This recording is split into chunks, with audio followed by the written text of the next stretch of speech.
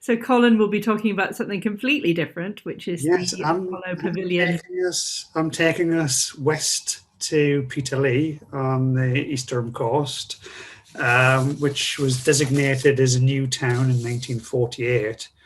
Um, Now, this picture here is the Apollo Pavilion, which was designed by the renowned British abstract artist Victor Passmore in the late 1960s to provide a focal point or a centre for the Sunnyblunts housing estate.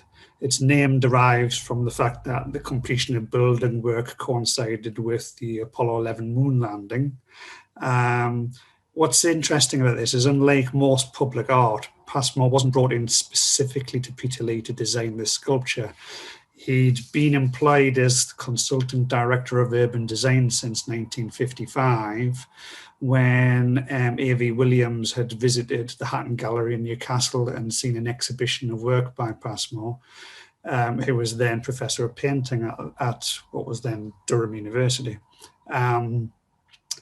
And he was brought in with the brief to reinvigorate the design approach at Peterlee following the departure of the master planner and architect Bertolda Betkin in 1950, after which time A.V. Williams felt that the progression of building had begun to look very much like any interwar suburban sprawl that we might have felt that Peterlee was meant to break through, provide something as this amazing capital for the miners of East Durham. Although the basic housing design, which you might be familiar with the flat roofs, became characteristic of Peterlee in general, each phase of development was intended to have its own kind of distinct character. So Sunnyblunts, which is where this exists, was the fourth phase of the southwest area of Peterlee, built between 1967 and 1970. And it was the southwest area was kind of a testing zone for both the designs of Peterlee more widely and also what became Newton Aycliffe. So it was designed in the brutalist style, which is obviously carried a lot of controversy over the years, and is made of cast concrete. And Passmore describes his vision for the pavilion thus: an art and architecture of purely abstract form through which to walk, in which to linger, and on which to play.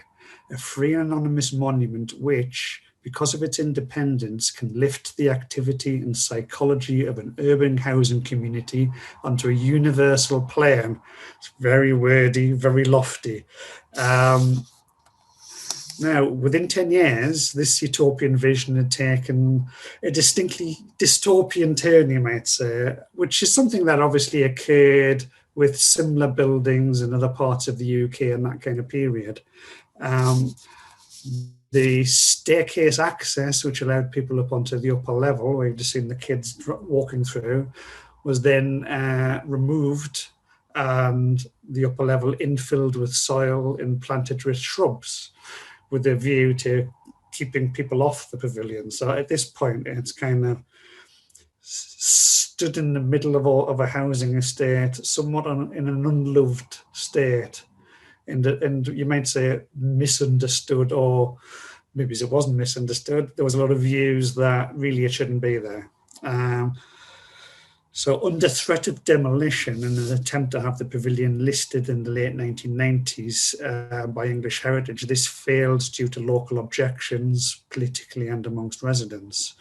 And it wasn't really until 2002 when the local authority, somewhat lacking ideas what to do with it, called a public meeting, and from that meeting, a residents group was formed, which later became known as the Apollo Pavilion Community Association. This group worked with the then District of Easton Council, which I joined in 2005, and eventually secured funding from the Heritage Lottery Fund to do a major refurbishment of the pavilion, which was completed, which involved a lot of concrete, a lot of repairs to the concrete, the reinstatement of the staircase, the reinstatement of the murals, the reinstatement of cobbles in the air, in the parkland space, so to speak, repairs to the base of the lake, which had suffered from attempts to clean it using road sweepers, which broke the concrete base of the lake, and so the water would keep draining out. And in July 2009, I think this is the 10th of July, the pavilion re-emerged and was reopened with big fanfare, almost exactly 40 years to the date of the original completion of building works. Now, since then, in 2019, it's not last year anymore, lockdown has made last year feel like 2019. The Apollo 50 program was put on to mark the occasion and to celebrate the occasion. So there were a series of major art installations. This one was organised by Artichoke, who do Lumiere, and it was the first piece of Lumiere that happened outside of the festival.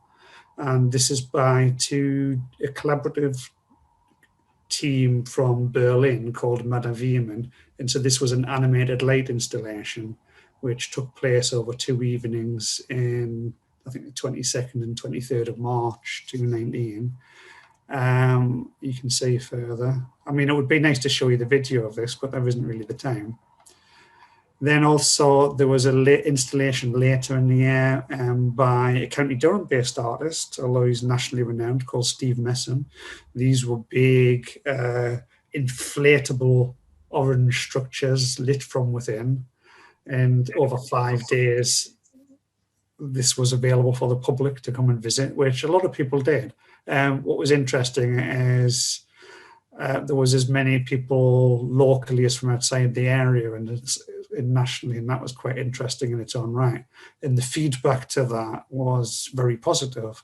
It's like, finally you're doing something with it. You're almost giving it a purpose as a cultural site. And in between this, there was a birthday song written with school groups by Barry Hyde, who's the lead singer of the Futureheads, a Sunderland punk band almost, who some of you may be familiar with, and a whole series of projects with school groups.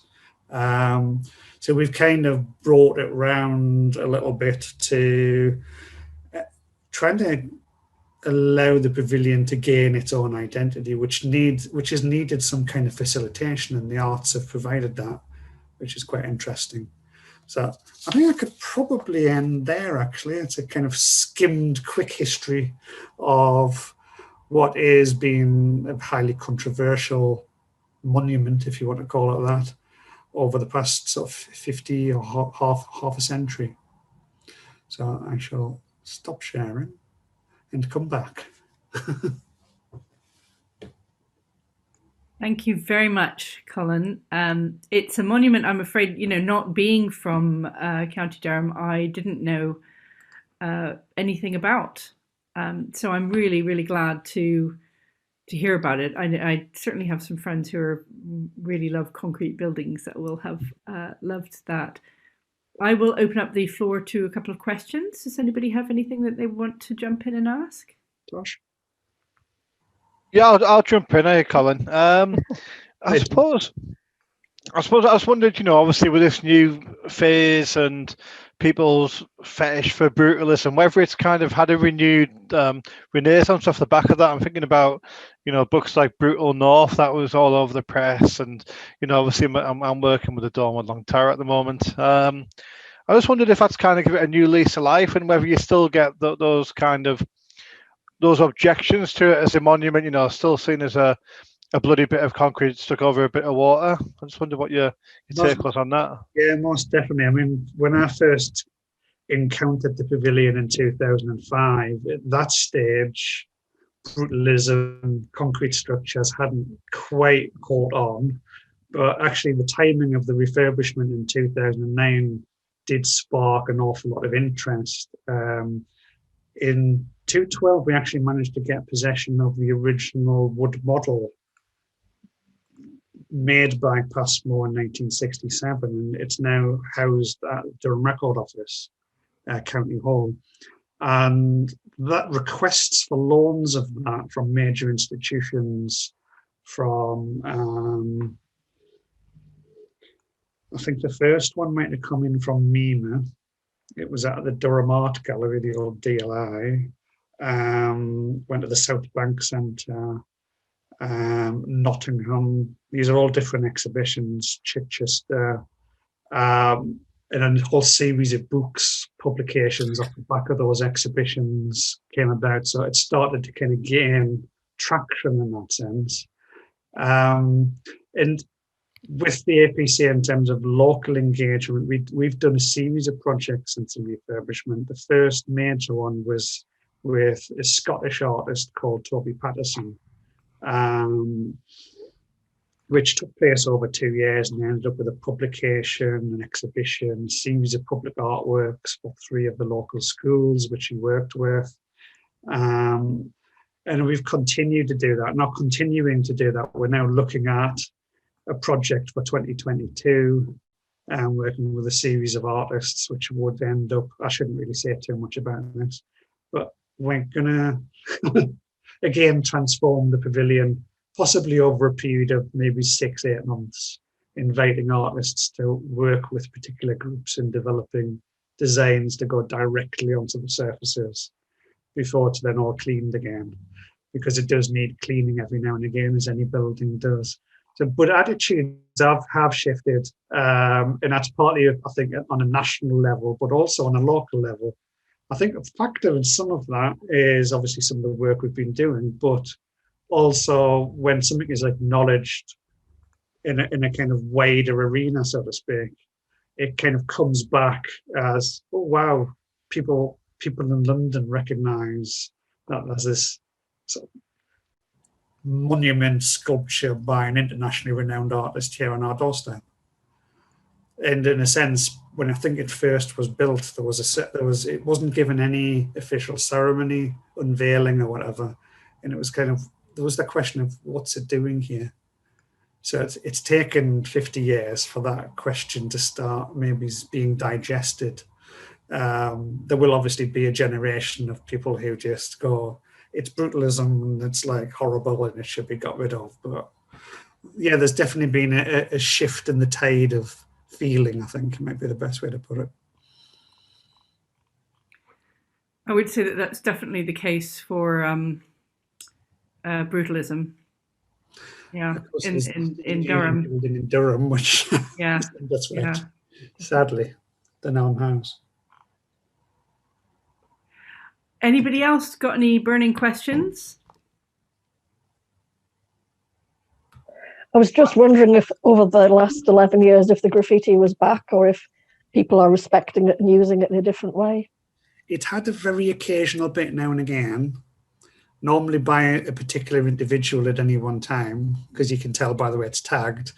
But it's actually been very infrequent, fairly minor, and we've just removed it as quickly as possible so that I think if it's just left, then it will gradually encourage more to build up. So it is part of, you have to look after your heritage in that regards.